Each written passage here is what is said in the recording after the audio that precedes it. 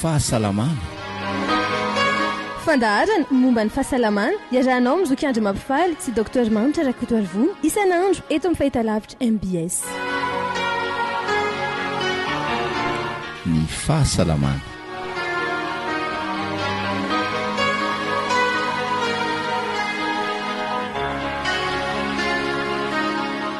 Miarabantsika rehetra indray tonga soa tao anatin'ity fiarahana ity atao anatin'ny fandaharana ny fahasalamana isika miaraka amin'ny Zokiandry tonga soa Zoky. Oi, miarabantsika rehetra, miarabany Ange dia miarabany mpanaraka ny fandaharana rehetra, kompatanana ho an'ny izay nangataka kokoa. Bisous an'izay tsy mbola nahazo. Ye, manana loha hevitra moa zany sika isaky ny fotoana tahaka an'izao Zoky resaka momba an'izany hoe fiovavan'ny toetrandro izay isika satria misy fiantraikany be eo amin'ny fahasalamana izy ity. Betsaka ihany koa nefa mety mbola tsy mahafantatra an'ilay izy manaona tokoa izay, inona tokoa izay hoe fiovavan'ny toetrandro izay. Ia, ny fiovavan'ny toetrandro izay voizina moa amin'izao. Na koa hoe misy mankalaza hoe mivaova ny toetrandro ary misy fiantraikany amin'ny fahasalamana ilay izy. Tsy dia toetrandro miovaova loatra angamba no resahako fa ny akon'ny faratsin'ny tontolo iainana eo amin'ny fahasalamana. Voalohany indrindra eo aloha izany no ilay hoe toetrandro mihitsy hoe rehefa mamay be sy hoe rehefa ririnina iny misy aretina mitranga foana fa kosa rehefa tena hoe simba ny tontolo iainana, rehefa tena hoe ratsy ny kalitaon'ny rivotra iainana dia eo zany tsy mihidy tsony io na hoe rinina ve sa fahavaratra. Miovaova arak'izay eo. Inona tokoa ny fiantraikan'izy izay fiovavan'ny toetrandro izay eo amin'ny fahasalamana? Ny voalohany indrindra zany izao ohatra ny ao amin'ny resaka fiovan'ny rivotra iainana, indrindra moa fa ito Antananarivo moa zany anisan'ny kapitala izay fantatry ny olona hoe tsy dia madio. Kely ny ambanin'ny kalitaon'ny rivotra eto ary ny olona izay miaina eto raha ohatra izy ka mandeha manao vakansa any amin'ny faritany ka miditra, ataontsika fotsiny hoe miditra ery Iavoloha izy ohatra fa avy any Antsirabe dia efa manomboka mikoaka izy na mievina, na miditra ery Ambohidratrimo izy avy any Majunga dia efa manomboka mikoaka izy na mievina, na miditra avy any faritra Ambohimangankely izy satria avy any Toamasina dia manomboka fantatra zany hoe meratsy zany rivotra eto an-tanàna. Miova ny rivotra manao indray izay Zoky eo amin'ny resaka hoe ireo olona marefo kokoa mety ho tratrany tsy fahasalamana izay vokatra. Ilay izy tonga dia hita be, tonga dia mikoaka, betsaka ny olona zany tonga dia mikoaka, manana olana amin'ny fisefoana, lasa teriny tratra mikoaka be amin'ny alina manao koa maina ny sasany ny sasany indray misy an'ilay ranondelo be tsy fantatry ny sasany maina ny tenda, maina ina amin'ny 3 andro eo ny tenda dia aorian'izay dia lasa misy tazo. Dia io zany resaka rivotra iainana fotsiny, tsy miresaka an'ilay hoe tontolo amin'ny manodidina ilay tena hoe misy stress sy ny sisa fa tontolo iainana fotsiny ray izay. Faharoan'izay misy indray koa ilay hoe rehefa mangatsiaka ny andro, rehefa mangatsiaka ny andro ny aretina, rehefa mangatsiaka ny andro dia ny aretina ny taovam-pisefoana, ny asma isan-karazany sohika, ny kohaka, ny aretin'ny vanitaolana. Satria rehefa mangatsiaka ny andro dia memandry ilay menaka ao amin'ny vanitaolana iny, mihetsika daholo, mihetsika ny rhumatisme hozy izy, aza mbola antsoina aloha, mihetsika ny rhumatisme hozy izy ny olon-dehibe rehefa mangatsiaka ny andro. Dia marary ny lamosina rehefa mangatsiaka ny andro, marary ny vavony rehefa mangatsiaka ny andro, misy rivotra ny kibon'ny olona rehefa mangatsiaka ny andro. Izay rehefa mangatsiaka ny andro afaka misafidytsika raha hoe inona no resahantsika. Fa rehefa mafana ny andro dia izao tsy ampoizin'ny olona fa miakatra ny tosidra rehefa mafana ny andro. Betsaka ny olona miakatra tosidra rehefa mafana ny andro tratran'ny hoe fanina ny tsy fahampihin-drano. Dia misy aretina anankiray koa izay efa mafana ny andro dia mitranga ihany koa ny olona mpisotro jus dia marary tenda rehefa mafana ny andro. Re zany ankoatran'ny tazo moa zany rehefa mafana ny andro dia avy ny orana, be dia be ny moka rehefa avy ny orana dia ilay otrikaretina tamin'ny vovoka iny rehefa avy ny olona dia somary mety miakatra indray dia manomboka ohatrany misy tena tsy mahafinaritra zany dia ilay voan'ny gripa amin'ny andro mafana.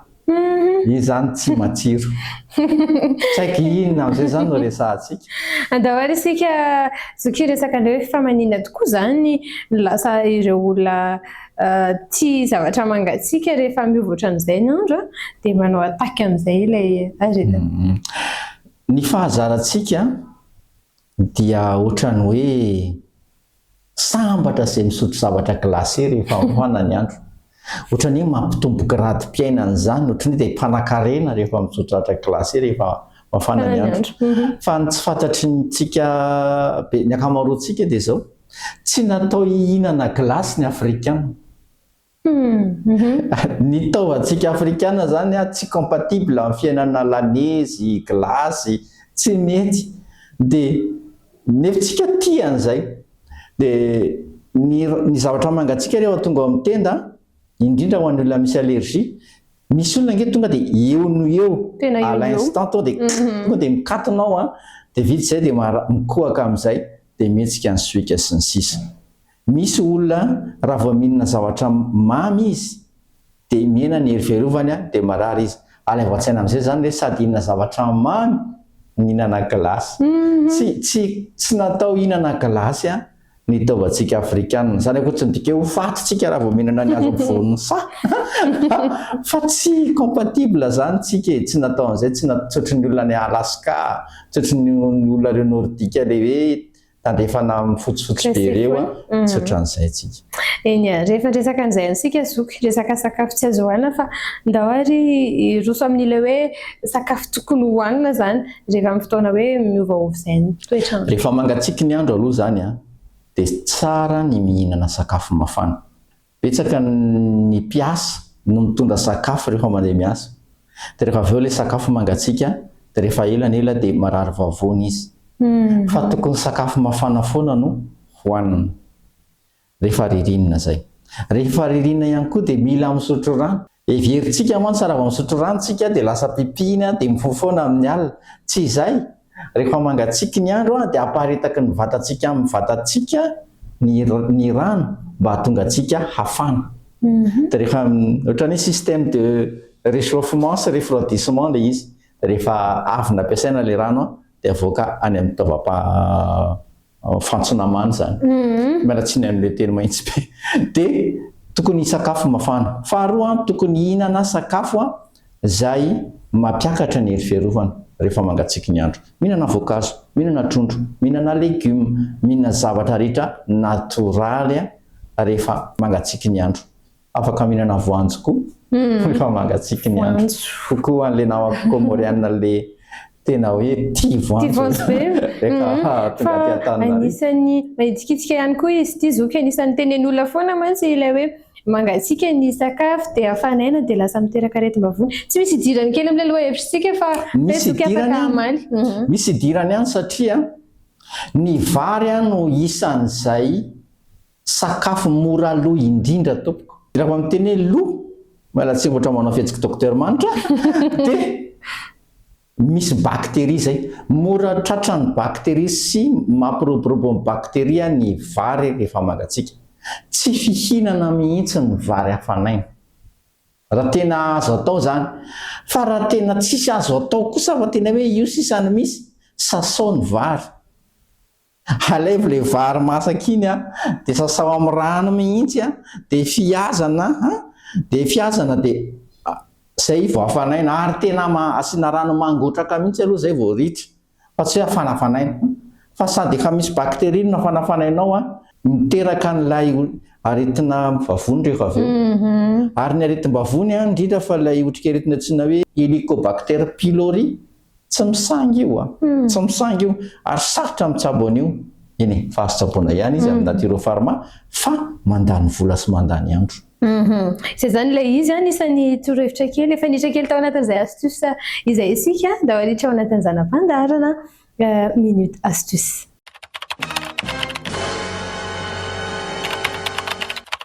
Eny ary inona ny torohevitra afaka ometsika ny mpanaraka antsika amin'izao fotoana izao zoky satria misy ireo hoe olona marefo na ao anatin'ny izy mihitsy ilay marefo anatin'ny fivaovan'ny toetrandro. Ia, mivaova ny toetrandro tsara ny misotro rano, misotro rano mafana, fadiny misotro rano mangatsiaka, aza dia miherimiana zavatra mamy loatra. Rehefa tsy salama jerevo ny voankazo vokatra amin'ny vanim-potoana io. Fa izay voankazo vokatra amin'ny vanim-potoana io no mitsabo ny aretina amin'io vanim-potoana io. Raha mijeren'ity fandaharantena hoe ririnina dia jerevo izay vokatra amin'ity ririnina ity ny voankazo ny voasarimakirana fa reny no mitsabo an'ilay aretina amin'izao. Raha fahavaratra ianao mijery an'izao fandaharan'izao dia jerevo koa izay vokatra any amin'ny fahavaratra fa io no mitsabo an'ilay aretina. Rehefa tena grave izy izay vao manantona mpitsabo. Nagasitrana feno zoky na nazavan'izay daholo fitinina amin'izay misy izao ireo hoe way tena tsy nahatraka ny fandaharana izay fa mahazo tombony be isika fa misy an'ity famitsinana ity. Ny vanim-potoana dia misy aretina fandraika aminy. Amin'izao fotoana izao anefany dia miovaova ny toetrandro. Lasa misy aretina zany izay tsy tokony handalo akory iainan'ny olona, indrindra moa zany fa ny aretin'ny taovam-pisefoana. Efa ndresantsika teo fa tsy dia tsara ihany koa ny sakafo nafanaina fa tokony hihinana sakafo mafana foana isika. Tokony hihinana sakafo izay mampiakatra ny hery fiarovana, ny voankazo isan-karazany sy ny sisa. Teneniko teo fa sarotra ny mitsabo ny aretim-bavony ohatra na ny Helicobacter pylori saingy azo tsaboana izy. Ety am-pamaranana dia resahako amintsika. Raha ohatra ianao ka tia hampiakatra ny hery fiarovana amin'ny alalan'ny vokatra natoraly dia na ianao mampiasa argent-colédal na ianao mampiasa maxi zinc na izy roa ny ampiasainao. Vokatra natoraly farma daholo ireo ohatran'ny rano mangatsiaka ny tsirony tian'ny ankizy. Izay angambany androany. Io misoratra eo ambany moa izany laharana fa antsika mifandray mifanirasera mametraka fanontaniana raha mbola misy ny manitsikitsika fa ho an'ny androany izay no itsika manarana an'izay. Angasitrana zoky. Benao matomboka. Aso.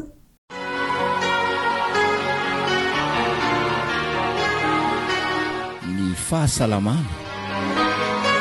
Fandaharana momba ny fahasalamana iarahanao mizoky andro mampifaly sy Dr Manitra Rakotoarivony isan'andro eto amin'ny fahitalavitra MBS. Ny fahasalamana.